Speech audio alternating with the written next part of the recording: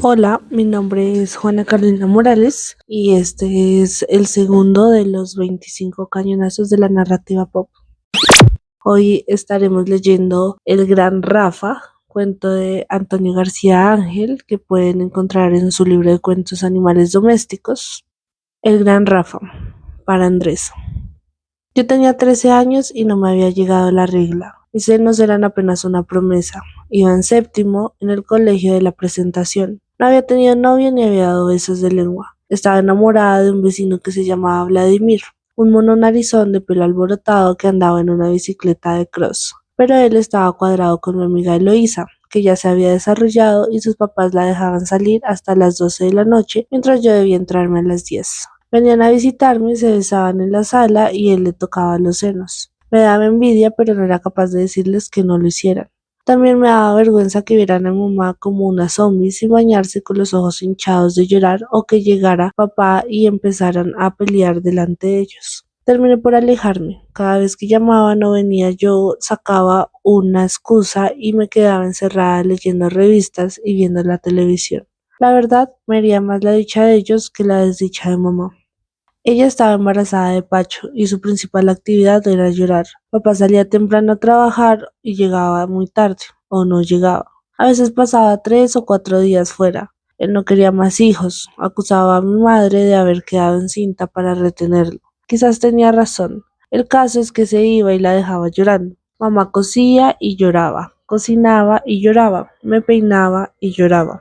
Papá volvía y ella le reprochaba que anduviera con esa vagabunda, esa puta. Él se reía y le decía que andaba con esa puta porque ella estaba vieja, desholgada y fea. Mamá apenas tenía 30 años, pero supongo que con la panza, los pies hinchados y las estrías no podía evitar creérselo. El embarazo estuvo lleno de complicaciones. Hubo una amenaza de aborto a los 6 meses. Le recomendaron guardar cama. Es posible que papá haya cruzado los dedos para que Pacho no naciera. La tía Gracia venía todo el día a cuidar a mamá. Papá la emprendía con ella, le decía desgracia y se la montaba por solterona. Ella se defendía insinuando que papá era un bruto, casi un retrasado mental. Mamá le rogaba que no pelearan y ellos asumían una distancia hostil. Papá era cariñoso conmigo, me mimaba y se preocupaba si me veía triste o aburrida, aunque no había mucho de lo que pudiéramos hablar. Tenía hacia mí un trato infantil que me hacía sentir un poco estúpida, pero no le hacía reclamos, pues tenía mucho miedo de que me dijera las cosas horribles que también le decía a mamá. Me gustaba acompañarlo a comprar algo o hacer mandados en la moto, una Kawasaki de barandas a los lados que ahora recuerdo como una Harley desnutrida. En ese entonces no era obligatorio llevar casco, aunque tampoco lo habían prohibido, como sucedió después cuando los sicarios lo usaban para ocultar su rostro.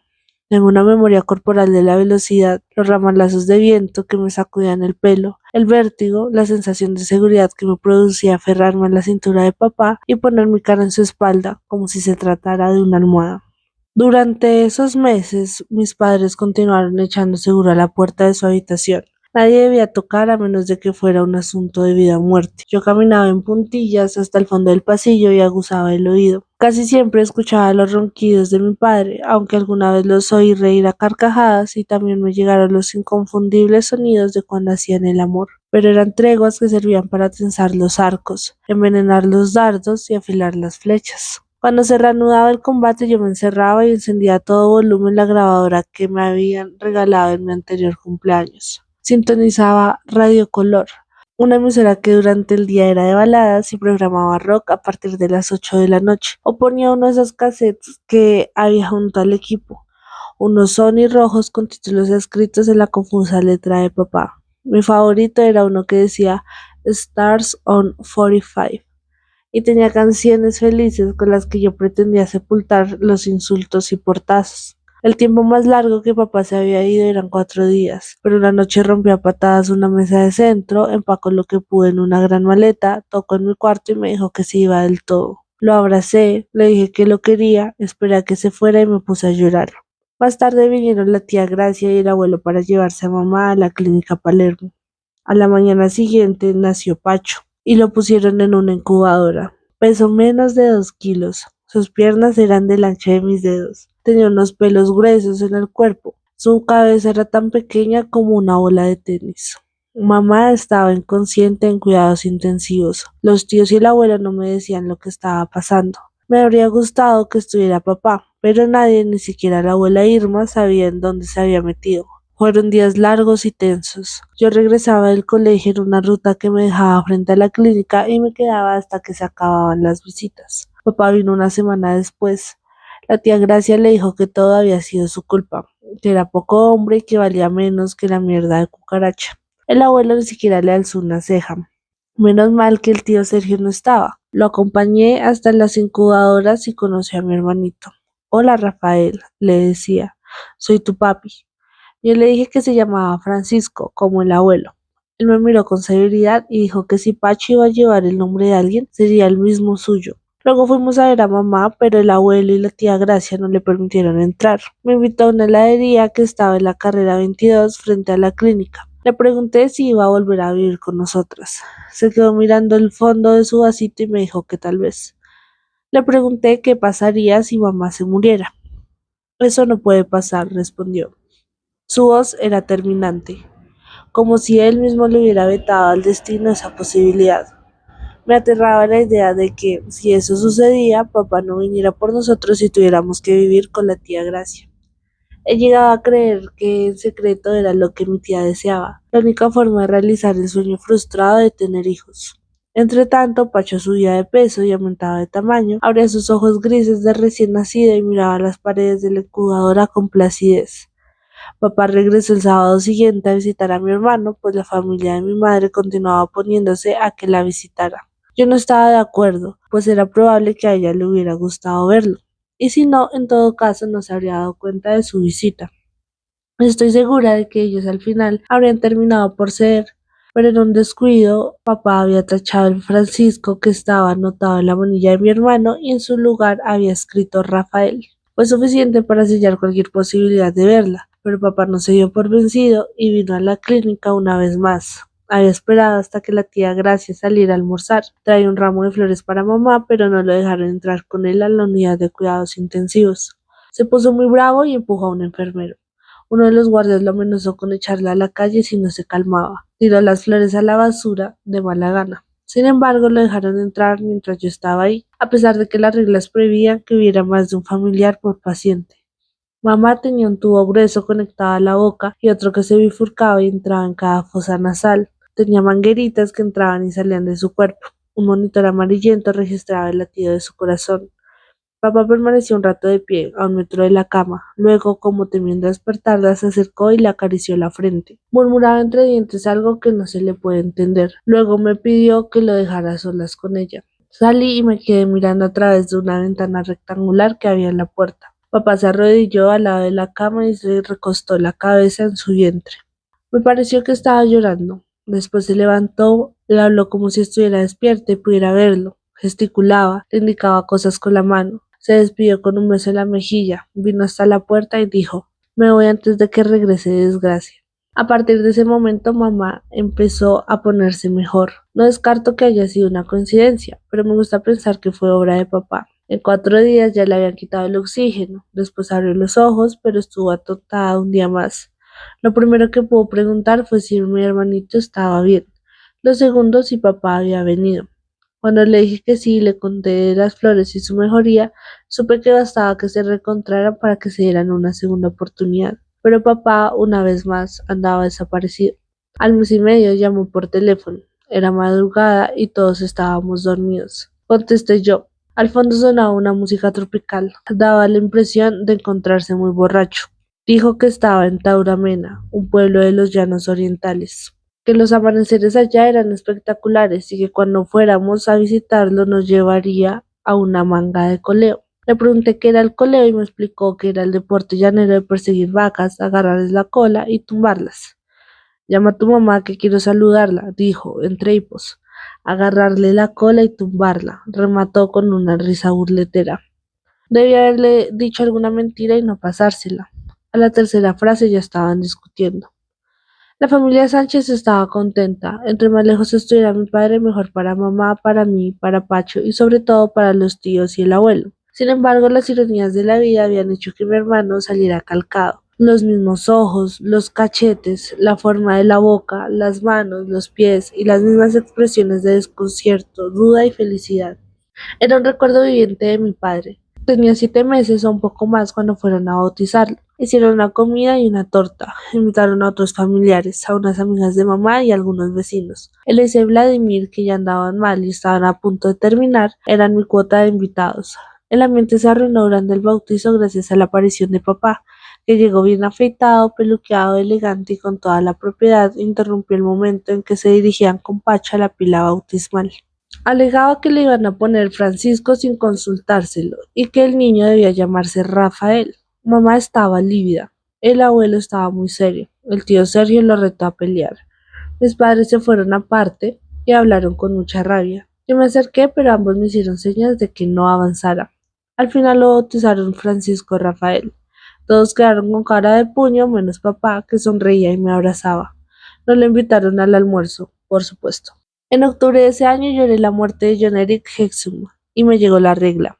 Mis senos habían crecido y ya no me cerraban los pantalones. Eloisa me visitaba y Vladimir me llamaba por teléfono. Seguían peleados. Yo pensaba que era una pelea de bobos, pues el amor aún persistía entre ellos y las diferencias, a mi modo de ver, eran salvables. Pero las llamadas de Vladimir se hicieron más prolongadas e interesantes que las visitas de mi amiga. Eloísa fue desapareciendo de nuestras conversaciones y en su lugar se colocaron películas, chismes y recuerdos. Nuestra relación telefónica clamaba por un encuentro. Vladimir vino a recogerme y fuimos a ver Karate Kid en el Cinema Almirante. En medio de la película me agarró la mano.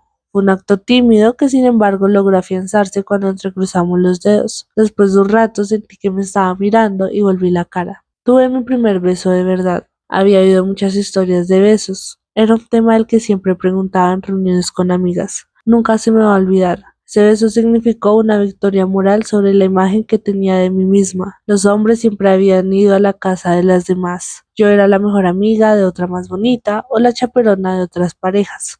Los del barrio esperaban a que yo me fuera para jugar al escondite americano. La única vez que estuve me quedé sin besos. Era evidente que se hacían los bobos para no encontrarme, pero ahora la bonita era yo. Lo mantuvimos en secreto 2 semanas antes de ir a donde Eloísa y contarle. Nos echó de su casa. A él no volvió a hablarle, pero a mí me quería sacar los ojos. Le escribí una carta pidiéndole perdón, recordándole que cuando empecé a hablar con Vladimir ellos ya habían terminado, que nada de eso había sido un plan mío para quedarme con él, que ella era mi amiga del alma y la amaba. Fue peor. Además, agarré una fama terrible en el barrio porque una pendeja llamada Natalia Viviesca se puso de su lado y me hizo la guerra. Las dos se encargaron de decirle al mundo entero que yo era una gata, una perra, una zorra, un gurre y una babilla. Podía sentir el mal ambiente y los chismorreos sobre mí como oleadas de un material radioactivo. Pero estaba enamorada, en el apogeo de mis hormonas, mis culpas y mis curiosidades. Eloísa me había contado los besos, los rastrillos y manoseos que tenía con Vladimir. Yo quería lo mismo, quería más. Pero mamá siempre estaba alerta, no me permitía recibir visitas en el cuarto, nos dejaba a Pacho en medio de los dos para que le jugáramos y todo el tiempo se estaba asomando. Un viernes, como a las 9 de la noche, apareció en la sala y se puso a regar las matas. Me daba rabia que fuera tan evidente. Tampoco pude escapar a la típica conversación profunda de madre a hija, cuya idea central era que los hombres eran ansiosos y un poco mentirosos cuando trataban de llevar a una mujer a la cama. Es decir, siempre. Yo fui muy seria y la tranquilicé, pero la verdad es que Vladimir y yo no perdíamos oportunidad. Me encantaba cómo me tocaba y que me metiera la lengua en la oreja. A veces me mojaba tanto que parecía que me hubiera orinado, pero de ahí no pasábamos. Una tarde que Pacho amaneció hinchado, mamá se fue con él a donde el médico y nosotros nos quedamos. Papá, que supuestamente estaba en Tauramena, apareció en la sala y nos encontró besándonos en el sofá. Yo tenía la camisa blanca del uniforme desabrochada. Vladimir estaba intentando desapuntar mi brasier. Papá le dio un puño en la cara y le dijo que a mí me debía respetar, que se largara y no volviera. Jamás había sentido tanta humillación en toda mi vida. Le dije que lo odiaba, que ojalá se muriera, que se pudriera en el infierno. Quise ir en busca de Vladimir, pero él me agarró con fuerza por los brazos y me dio una cachetada. Cuando mamá regresó, papá ya se había ido. Yo estaba llorando, tenía la cara hinchada. Me llevó a medicina legal e hizo tramitar una caución que le prohibía acercárseme. También mandó a cambiar la chapa de la entrada. Mi relación con Vladimir decayó después del episodio aquel. Finalmente se despidió con esas disculpas un poco abstractas y existenciales. Como no podía venir a vernos, papá llamaba por teléfono para ver cómo estábamos. Hacía pasar al teléfono a Pachito y le decía: hola Rafa, ¿cómo estás? Rafa, soy tu papá. Mi hermano, impávido. No tenía presente quién era ese que le hablaba y además nadie le decía Rafa, ni siquiera la abuela Irma que le decía Francisco. Para su segundo cumpleaños, papá vino de improviso y le trajo un tren eléctrico. Estuvo como 15 minutos bajo las miradas inquisidoras de todos. Cargó un momento a Pacho, le dijo muchas veces Rafa y luego miró a mi tía Gracia, a Sergio, al abuelo, a mamá y les dijo: no se preocupen, ya me voy. Salí con él a la puerta. Me acarició la mejilla, me dijo que estaba muy grande y muy bonita. Me pidió perdón por el incidente con Vladimir. Es que había viajado 10 horas en moto y lo primero con que me encuentro es con eso, alegó, desviando la mirada. ¿Y la moto?, le pregunté. La cambié por esta nave, me respondió orgulloso, recostándose en el capó de un Dodge Dart verde. Fue al baúl y sacó lo que parecía un tapete enrollado. Me dijo que se lo entregara a mamá. Cuídate, mi vida, se despidió.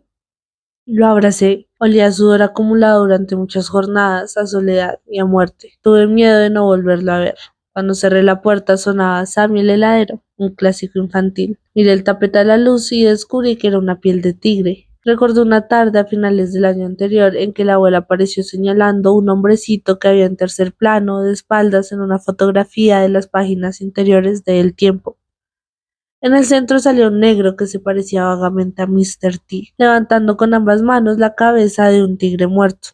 El titular era: muere envenenado tigre del circo Rolex.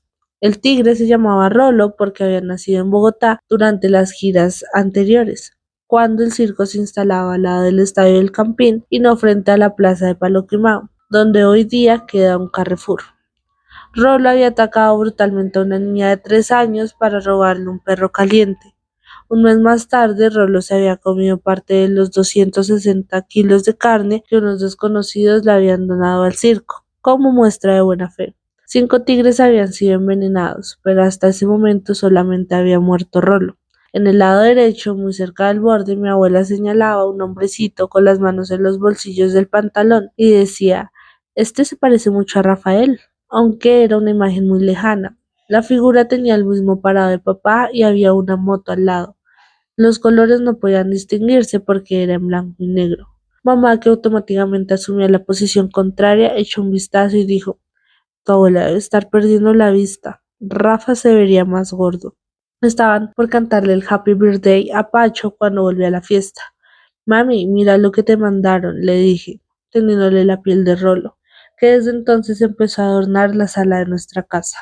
Papá había regresado a Bogotá y trabajaba en Chamborsi. Nuestra nevera empezó a llenarse de yogur, flambi, kumis, crema de leche y un queso llamado pastorela, que a mamá le encantaba. Mis padres salieron una vez, solos. Mamá se puso bonita con un vestido azul brillante y un collar de pepas rojas. Papá la llevó al restaurante Le Toit, en el último piso del Bogotá Hilton, y a la taberna Bávara, en el primer piso de Unicentro. Otro día fuimos los cuatro a El Califa, pero todo terminó en pelea porque papá quería darle kip crudo a Pacho y mamá alegaba que eso iba a hacerle daño. En el postre se calmaron, pero cuando vinieron unas bailarinas de danza árabe volvieron a pelear, pues según mamá, él estaba coqueteándole a una de ellas. Papá vino con su novia a mi fiesta de 15. Se llamaba Odalis. Odalis. A todos, y aquí me uno a mamá y su familia, nos pareció de quinta. Estaba más flaco y tenía los ojos hundidos, pero seguía con la mirada tranquila de siempre. Después del vals tomó una copa y la hizo tintinear con un cubierto hasta que todos nos callamos. Hizo un brindis errático en el que habló de lo que significaba tomar champaña. Cantó de niña a mujer a capela y declaró en medio de risas que amaba a mamá. El tío Sergio lo sacó de la fiesta. Odalis armó una gritería. La abuela se fue con ellos y a los 2 meses murió. Papá no estuvo en el entierro. Mamá empezó a salir con un odontólogo venezolano recién divorciado. Se llamaba Jorge Fresnel y tenía un hijo de mi edad que vivía en Caracas con la ex. Al principio mi madre y él se sentaban en la sala, muy rígidos, como en unas citas ciegas que estuviera saliendo mal. Yo no les veía ningún futuro, pero una noche Jorge durmió con mamá, se bañó y al otro día se puso una de las camisas que papá había dejado en el closet. Me puse iracunda y se la arranqué a jirones. Jorge no entró en nuestra casa durante meses. Mamá y Pacho iban con él al cine, a comer o a un parque. Yo siempre me quedaba. El pobre me mandaba la revista Tú, La Coqueta, La Cosmopolitan y La Matatiempo, que a mí me gustaban. Yo se la rompía a mi mamá en la cara, hasta que me mandó una boleta para el concierto de Miami Sound Machine y no fui capaz de romperla. Luego de eso volvió a visitarnos y con el tiempo me empezó a caer bien. Papá no había dado señales de vida, apenas un sobre que llegó de Miami cuando cumplí 16 años con 3 billetes de $100 y una carta. Decía que era propietario de un taller en Kendall, un barrio muy bonito, que nos extrañaba y que ojalá lo fuéramos a visitar. Le escribí una carta muy larga con unas fotos de Pacho y mías, pero me retornaron el sobre porque, según la oficina postal, no existía esa dirección. Al mes y medio llegó un tractorcito de pedales con una gran tarjeta que decía para el pequeño Rafa, con cariño, del gran Rafa. La dirección era la misma. No me molesté en escribirle de nuevo. Ese último año de bachillerato hubo un intercolegiado de voleibol que disputamos contra la selección femenina del George Williams. Yo jugué mal, muy mal. El entrenador me sentó en el segundo set. Perdimos. Vicky Malagón, una amiga que había venido a hacernos barras, se encontró con un amigo suyo que me presentó cuando íbamos camino a los buses. Hablamos 5 minutos. Esa semana Vicky me contó que él había pedido mi teléfono. Me dio una especie de vértigo feliz. Llamó a invitarme a una fiesta. Vino a recogerme en el carro de su casa. Salimos como 7 veces más antes de que se me declarara todo formal y ceremonioso. A mi mamá le cayó bien porque era el típico que le oía los cuentos y le llevaba chocolates. Charlaba con Jorge y jugaba con Pachito. Mamá dejaba que me hiciera visita en mi cuarto, aunque con la puerta abierta, por supuesto. De todas formas, yo le había agarrado paranoia a hacer algo en mi casa y donde él tampoco se podía, pues le tenía pavor a los papás. Mi suegro decía todo con voz de mando. La señora era más tranquila, pero muy extraña. Casi siempre estaba durmiendo. Tenía una sonrisa estándar con la que expresaba todas sus emociones, por lo general negativas. Entonces Carlos parqueaba el carro a la vuelta de mi casa y bajo un saúco que nos hacía sombra. Nos entregábamos a largos y placenteros besos. Una de esas noches sentimos un manotazo en el vidrio. Por un momento llegué a temer que fuera de nuevo mi padre, pero era una muchacha de mi edad que volvía sola a casa. Caminaba plácida y sin mirar atrás. ¿Y esa? Preguntó Carlos.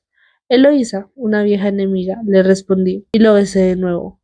Pronto pasamos del carro a las residencias. Sitio sin nombre, de doble entrada, enchapada en espejos o azulejos, con una maceta o una fuente que sirven de tapadera. El mismo tipo de cuarto impersonal y básico, con cama, televisor y baño. En conjunto, como una franquicia anónima que hubiera surgido entre los edificios bajos y el comercio mediano de Chapinero. La primera vez me dolió mucho, pero en las siguientes fuimos depurando el sexo animoso y torpe de los comienzos. Fuimos a una fiesta pro excursión del San Albeiro, que se hizo en el Salón Santander del Bogotá Hilton. Carlos se encontró con uno al que le decían Drupi, un apodo muy bien puesto porque era igualito al perro de los muñequitos. No se veían hacía un tiempo. Él venía agarrado de la mano con Eloísa y ambos, pensando que no nos conocíamos, nos presentaron. Mucho gusto, nos dimos la mano.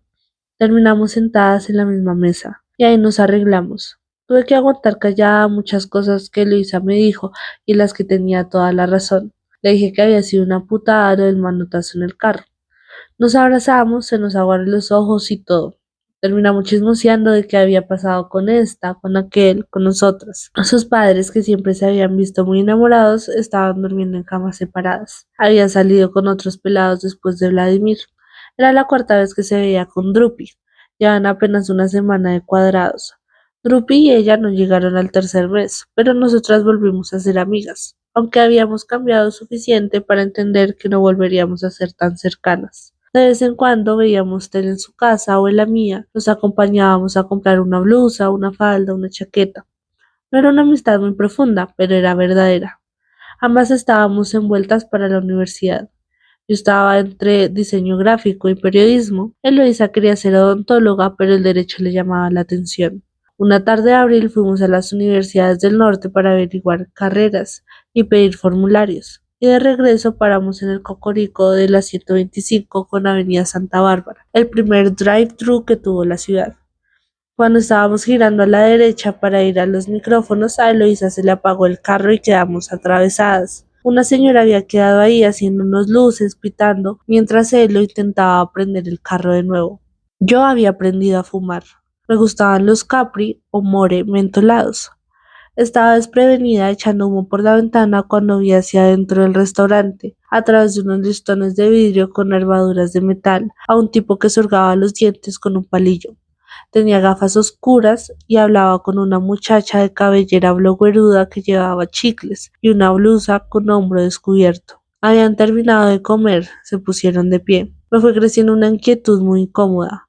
Levanté el seguro y abrí la puerta, pero Eloísa había parqueado muy cerca de la pared. Pilas me lo raya. Necesito salir, respondí.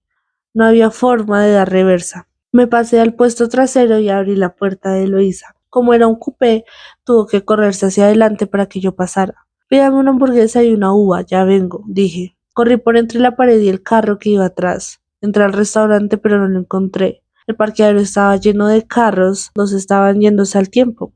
No pude ver a los que salían por la avenida porque arrancaron muy rápido. El segundo carro salía despacio, pero estaba a la moda del vidrio polarizado. Me quedé un momento mecida por una corriente de recuerdos y así avancé hasta el andén. El cigarrillo se me había acabado. Regresaba al carro y a mis ganas de comida rápida cuando lo vi pasar abrazado a la muchacha.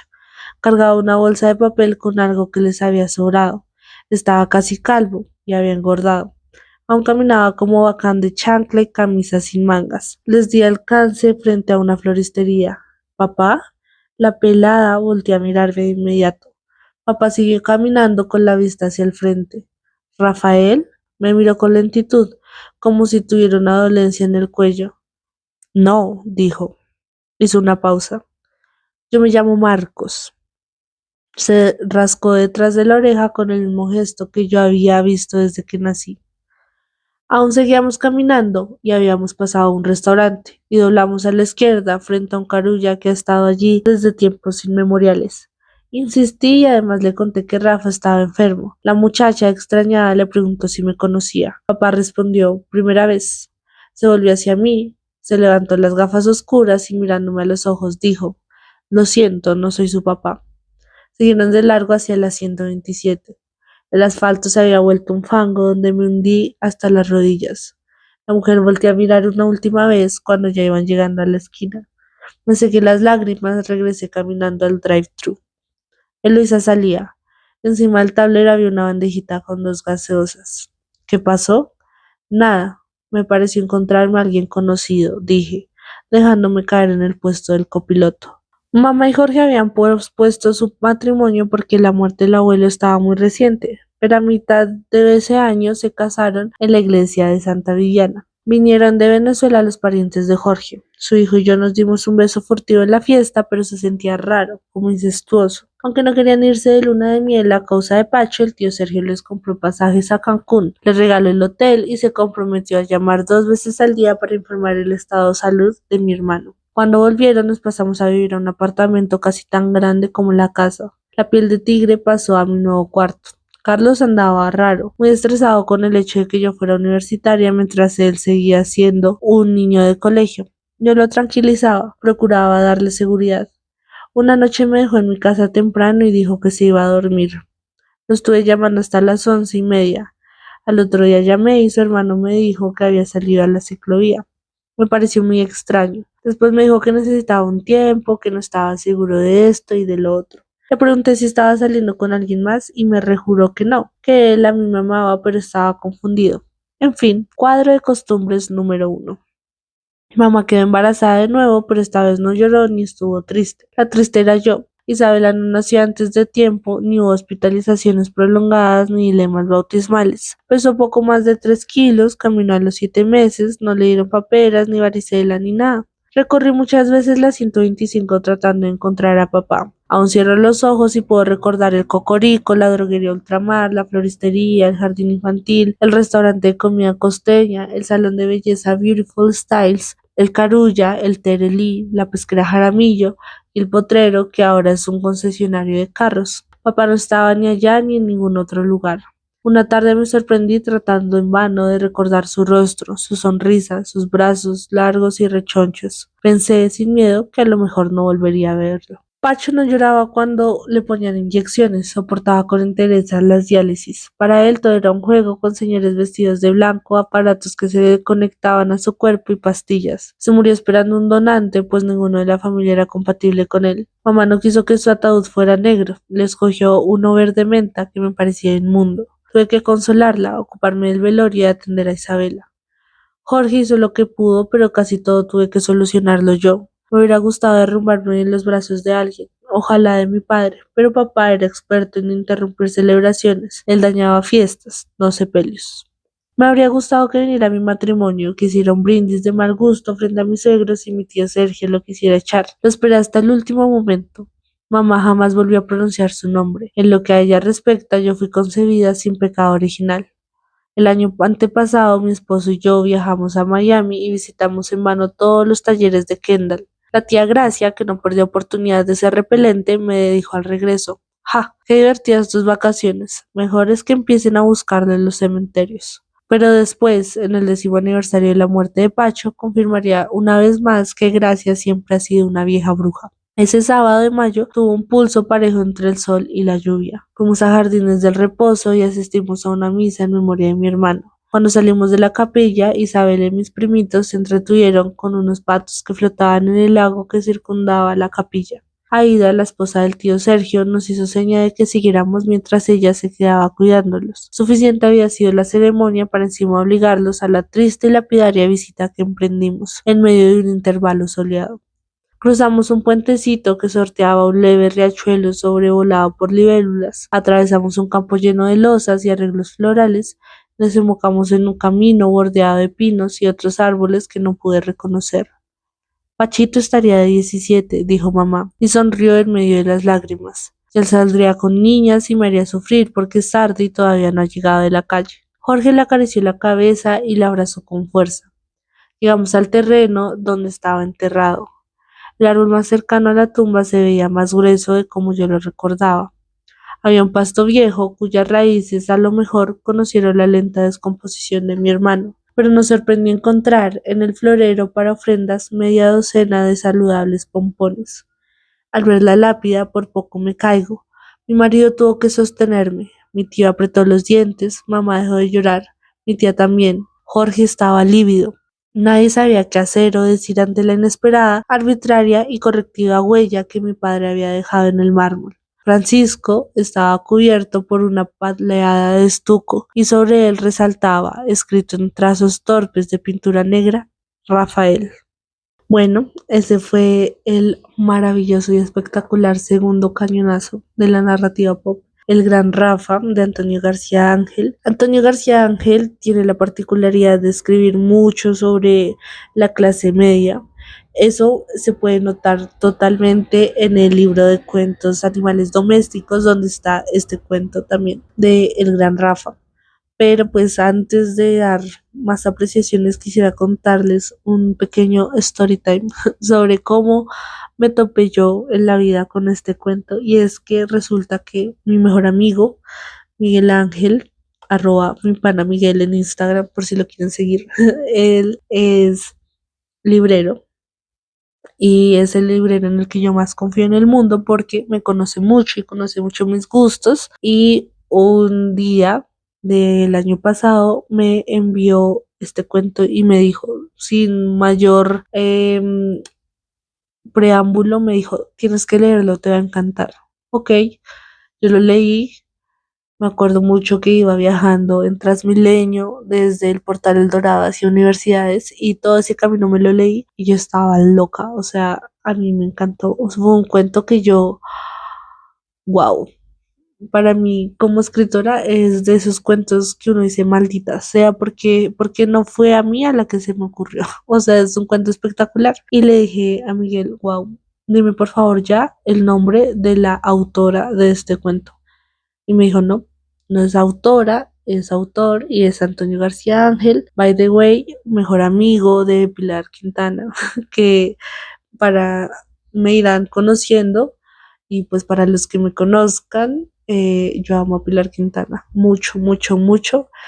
Y dije: wow, con razón. Pero A lo que hoy es que yo juré siempre que era una escritora, que era una autora, porque es que este cuento es muy femenino. Tiene cosas que a mí nunca me dejarían sospechar que las escribe un hombre, como por ejemplo toda esa experiencia del primer beso, toda esa experiencia como del desarrollo de la primera vez, o sea, son cosas que a mí me identificaron tanto que yo decía, es que tuvo que haberlo escrito otra mujer, no tiene más sentido. Y resulta que no, que lo había escrito Antonio García Ángel y eso es como de este cuento lo que más rescato, la capacidad de transmitir la voz femenina magistralmente sin caer en estupideces, sin caer en clichés ni en estereotipos, lo hace muy bien. Y bueno, pues muchas cosas más, ¿no? Como ya mencioné en el primer cañonazo, está el tema del padre, que para mí es una de mis obsesiones, obviamente, y que acá me gusta mucho porque son una relación muy contrastante, ¿no? Es algo que evoluciona, que al principio hay mucho amor de parte del padre hacia su hija y admiración de la hija hacia el padre, y luego hay ese sentimiento como de tristeza porque se va de la casa y de seguirlo creyendo héroe porque salva a su mamá de una enfermedad y y luego como esa sensación de que tal vez nunca más lo va a volver a ver, y luego rabia y aversión por pillarla con las manos en la masa en ese momento con Vladimir, y luego como esa cosa de que ya pasó el resentimiento, pero todavía está así cuando él vuelve al cumpleaños de Pacho y le regala la piel del tigre, o sea, me encanta porque si bien este cuento hace un recorrido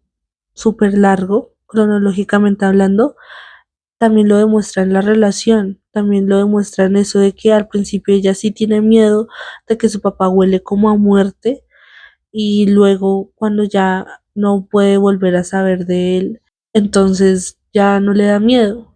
También eso o sea, siento que es muy simbólico, esta que es la segunda vez que lo leo, pensaba en eso, como esa cosa de que le llegan cartas a ella o postales a ella de una dirección, pero ella no las puede responder porque esa dirección supuestamente no existe. También habla mucho de esa relación con el padre, como de que él sí siempre va a poder acceder a ella, pero ella nunca va a poder acceder a él. Entonces es muy fuerte y me encanta mucho eso. Además, qué personajazo es el papá. Un personaje increíble por todo el enigma que lo encierra y también por lo aferrado que es a su legado y a que su hijo se llame Rafael, aunque él no quería tener ese hijo, aunque él no estaba de acuerdo con el embarazo de su mujer, y él se aferra a eso, y eso me parece espectacular. Y pues eso es lo que le da el título, ¿no? El gran Rafa que no está presente en la vida de ese hijo que él se empeña, que se llame Rafael, y no lo está. Y solo se hace presente en ese final increíble de en la muerte puede seguir llamándolo Rafael, no Francisco, Rafael. Eso me parece también increíble. Y bueno, eso siento que sería como el componente narrativo y el componente pop. Dios, o sea, si tuviera que elegir en estos 25 cuentos el cuento más pop, para mí es difícil, pero posiblemente sería este porque es que tiene muchos elementos, o sea, habla de los espacios, o sea, cuando hace la descripción del Cocorico de la 125, el Carulla, la droguería, el salón de belleza, nos sitúa en un espacio muy específico de Bogotá, en el que uno incluso sin conocer, tal vez porque no estuvo vivo en esa época, o lo que sea, de todos modos se puede hacer una imagen muy, muy perfecta. Puede buscar las fotos y puede decir, wow, increíble, o sea, la calca total. Y es un cuento muy bogotano y eso me gusta mucho, me fascina porque habla mucho de eso, de los espacios y nos lleva a muchos espacios, eso es lo que me parece más espectacular. No estoy acostumbrada a leer cuentos que traten tanto tiempo en cronología ni que abarquen tanto espacio. Entonces, este por lo menos nos habla de las residencias de Chapinero, el Cocorico de la 127, las universidades del norte, el colegio, o sea, son muchos espacios que los narra tan bien que son fundamentales. También, pues bueno, nada más la mención como al Cocorico y todo eso, la mención además a la revista, la Cosmopolita, la Tú, la Coqueta, el Matatiempo, que son cosas que de pronto de mi generación ya nos acerca un poquito más, porque hay otras cosas como la heladería en donde trabaja el papá que le lleva el queso pastorel a la mamá. No sé cuál es esa heladería, pero tal vez a gente que es de generaciones atrás mías, que sean así súper bogotanos y sepan, dirán, wow, sí, esa referencia está súper top. Y se rescata de todos modos, porque yo decía, bueno, no sé cuál es esa heladería, pero la voy a reemplazar mentalmente por un Popsi o una Alpina y sigue impactando igual. Y nada, pues, o sea, son como muchas cosas el componente pop. De aquí, la historia del circo, del tigre, o sea, este es un cuento súper popero, pero súper popero, y eso me encanta. Y por eso es de mis favoritos. Y aunque este cañonazo es el segundo, eso no significa que los tengo organizados como por un orden de preferencia o de favoritismo, nada de eso. Están ahí porque pues son los que he ido recolectando como a lo largo de mi vida, que digo, wow, qué cuentazo, y porque tienen esos aspectos, esas cualidades narrativas y pop que a mí me encantan y que me hacen decir si soy, que me identifican y que me generan envidia. Que digo, wow, yo quisiera escribir eso. Entonces, nada, ese fue el segundo cañonazo, que como ya les dije, espero que lo hayan disfrutado, que también se lo hayan leído conmigo. Me gustaría saber cómo sus opiniones sobre este cuento tan espectacular, si captaron alguna referencia que yo no, que me digan, sí, me identifica, em, qué piensan de los personajes. Hay personajes, y siempre siento que estos cuentos a uno lo deben identificar, no solo con el personaje principal. Hay cuentos en los que uno dice, no, nunca, no me siento representado por este personaje, pero tal vez sí por uno secundario, tal vez sí por el padre, el Rafa o la mamá. Bueno, quisiera saber eso también. ¿Qué opinaron de este cuento? ¿Qué les pareció? ¿Qué referencias captaron? Y nada, los espero en el siguiente capítulo, en el siguiente cañonazo, que va a estar muy bueno también. Eso fue todo, espero que lo hayan disfrutado y nos leemos y nos escuchamos la siguiente semana.